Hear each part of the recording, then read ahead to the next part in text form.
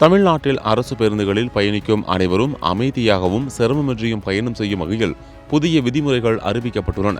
இதன்படி அரசு பேருந்துகளில் பயணிக்கும் போது கைபேசியில் உரத்த குரலில் பேசக்கூடாது.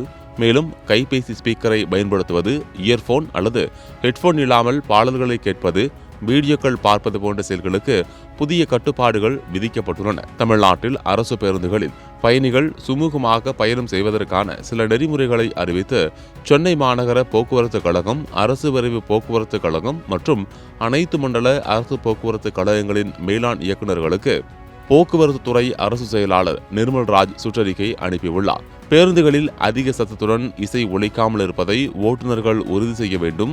பயணிகளுக்கு இந்த விதிமுறைகள் தெளிவாக தெரியுமாறு கைபேசியில் ஸ்பீக்கர் ஒலி வேண்டாம் என்ற விழிப்புணர்வு ஸ்டிக்கர்கள் பேருந்துகளின் உள்ளே, நடுப்பகுதி மற்றும் வெளியே ஒட்டப்பட வேண்டும்.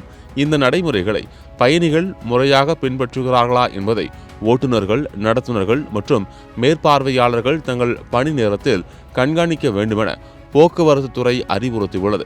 பிற பயணிகளின் வசதியையும் அமைதியையும் கருத்தில் கொண்டு அனைவரும் இந்த விதிமுறைகளை பின்பற்றுமாறு கேட்டுக் கொள்ளப்பட்டுள்ளது.